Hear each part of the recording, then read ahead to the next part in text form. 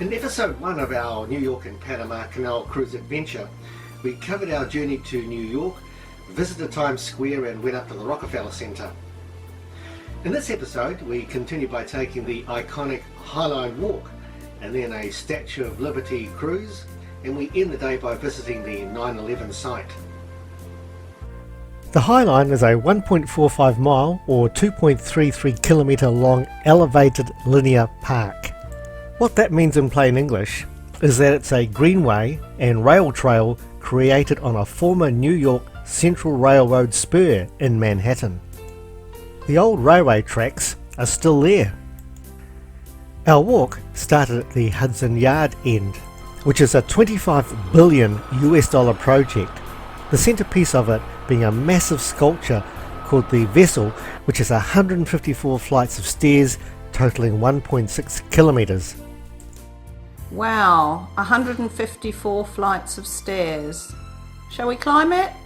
No.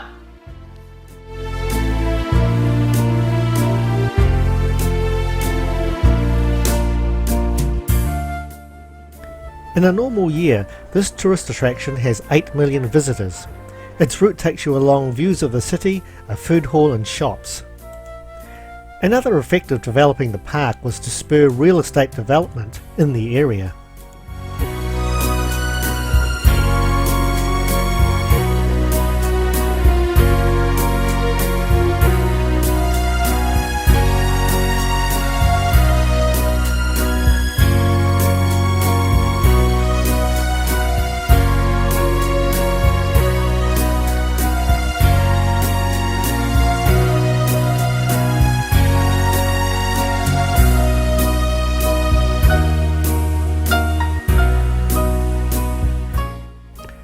After the Highline Walk, we took a Statue of Liberty cruise.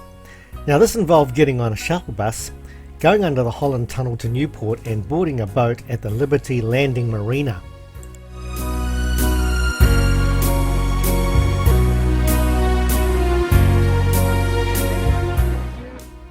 It was an absolutely beautiful New York day, although very cold, as we set sail down the marina into the Hudson River. Our cruise included a full orientation and local history commentary. Roughly $150 to $200 a person.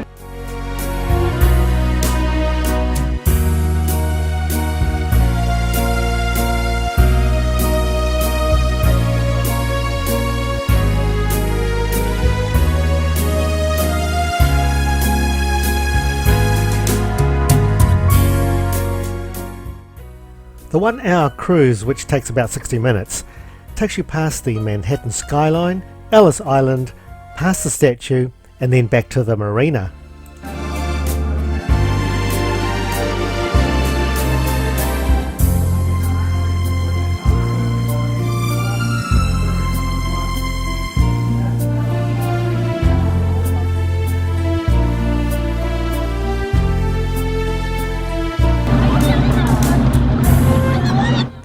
As we pulled up to Liberty Island, it was time for those obligatory selfies. Many years ago, I went to Liberty Island and climbed right up into the crown, so the statue had a familiar look about it.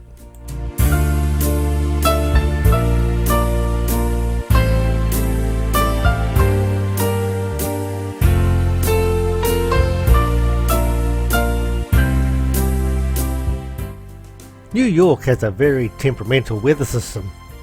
The week before we arrived in New York it was 30 degrees centigrade, and now it was about 16. 2 days later we did a Staten Island visit and passed Liberty Island again, and there was a huge difference in the cruise experience. The moral of the story is, make the most of any fine weather.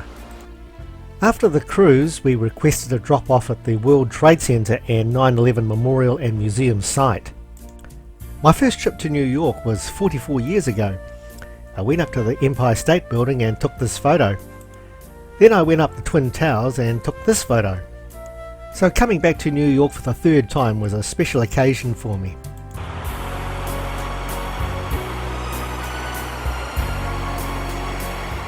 The 9/11 Memorial is located on the site of the former World Trade Center complex and occupies about 8 acres.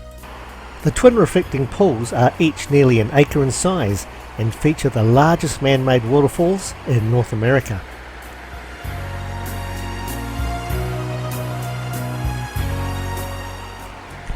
The names of 2,977 people are on the plaques of the memorial.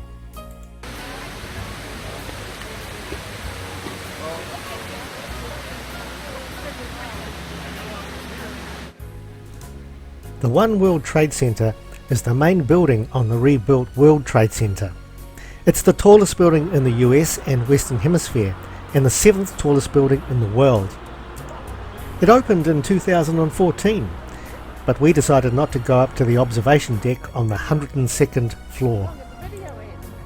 Instead, we opted to go into the Westfield World Trade Center Mall called the Oculus. It's a breathtaking experience and stunning to the eye. The mall is a huge complex with 356,000 square feet of retail space, housing 125 shops. The next morning we made the decision to head downtown and walk the famous Brooklyn Bridge.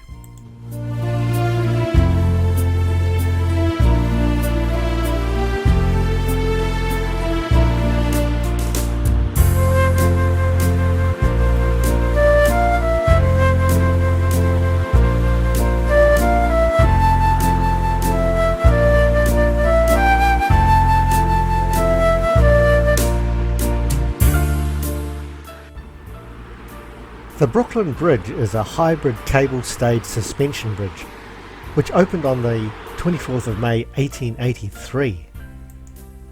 It was the first bridge to make the crossing over the East River. It's 1,825 metres long and takes about half an hour to walk across, and it's free. In a typical weekend day, 30,000 people cross it.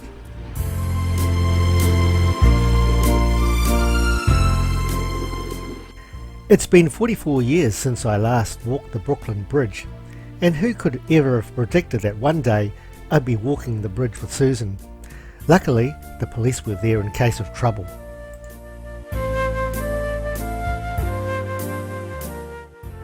As an aside, 8 years ago I went to the New York and Brooklyn Bridge in Las Vegas as well. We took the usual tourist photos, and then after arriving on the Brooklyn side, we took the subway back to Manhattan.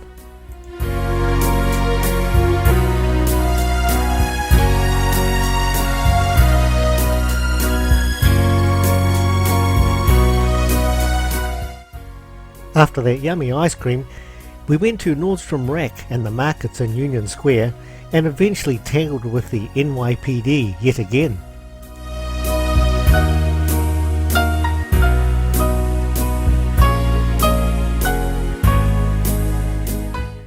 We trust you enjoyed following along with us and look forward to seeing you in our next episode, where we take a ferry ride to Staten Island, visit Shake Shack and take a look around Central Park, including the famous John Lennon Memorial. Meanwhile, we concluded our day by looking for a suitable restaurant in Times Square and eventually settled on the popular Ruby Tuesday restaurant.